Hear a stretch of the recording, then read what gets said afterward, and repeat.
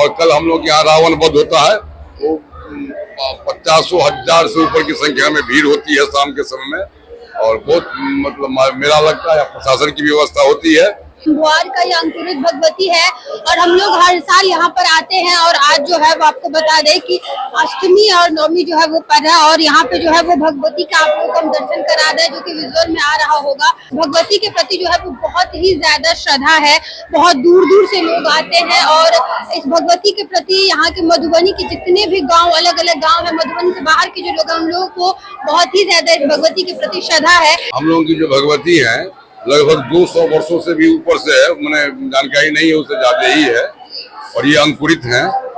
और यहाँ ये है कि कोई भी भक्त सहृदय अच्छे मन से, स्वस्थ मन से अगर आए हैं तो यहाँ से खाली हाथ नहीं लौटे। यहाँ की बहुत सारी ऐसी प्रमाणिकता मिलेगी आपको, तो कोई भी खाली हाथ नहीं लौटे। मान्यता यहाँ पे ये है कि जो लोग यहाँ पे आए हैं भगवती के पास, वो खाली हाथ नहीं जाते, कभी भी नहीं, कभी भी खाली हाथ नहीं लौटे हैं। और सहृदय जो आए हैं, जो स्वच्छ मन से, तो वो यहाँ से खाली हाथ कभी नहीं है। और जगदम्बा यहाँ आप लोग अभी आए हैं, आप लोग अभी अष्टमी नवमी दोनों है, आज का भीड़ भी आप लोग देख रहे हैं। और अभी इससे थोड़ा देर पहले तो बहुत ज्यादा भीड़ थी, अभी थोड़ा धीरे कम हुआ है, क्योंकि समय भी अब थोड़ा सा अपराह्न होने चला है और बहुत ज्यादा भीड़ थी।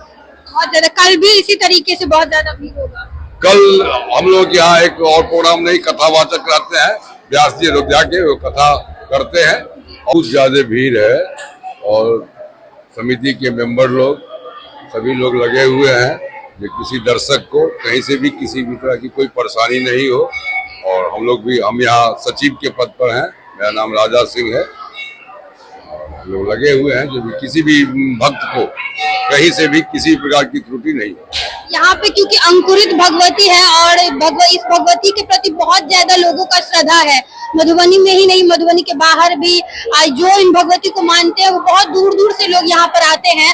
तो भक्तजनों की मधुबनी के अलावा भी बाहर के लोगों की भी यहाँ पे भीड़ अभी लग रही होगी। ये रावण वध आप बोल रहे कल होता है, तो वो कितने बजे होता है, किस समय पे, अगर जो लोग मधुबनी के जो लोग आना चाहें, देखना चाहे, कितने बजे आते हैं? वो अपराह्न 3 से 5 बजे के बीच में हम लोग करते हैं। उस पीरियड में कुछ दिनों के लिए आवागमन भी बाधित हो जाती है, लेकिन प्रशासन से हम लोग को सहयोग मिलता है।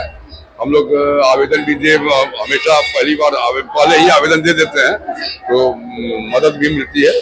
मधुबनी प्रशासन का भी सहयोग उसमें मिलता पूरा सहयोग मिलता है। ये हम कभी से नहीं कहेंगे कि सहयोग नहीं मिलता, पूरा सहयोग मिलता है।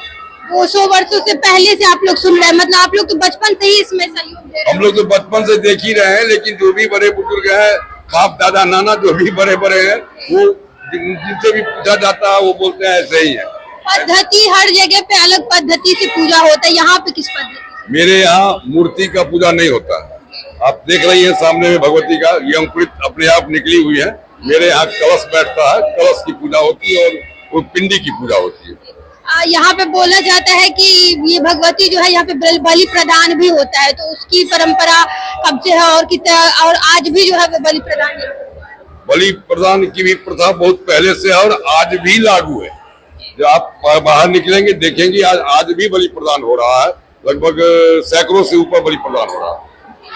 तो ये अंकुरित भगवती सब बुआर की थी और जो यहाँ के कमेटी के जो सचिव है उनसे हमारी बात हुई और आप लोगों ने सुना कि इतने सालों वर्ष पुरानी ये भगवती है और यहाँ पे अंकुरित है। यहाँ पे कोई मूर्ति नहीं बनाया जाता है, ऐसी अंकुरित भगवती की पूजा होती है।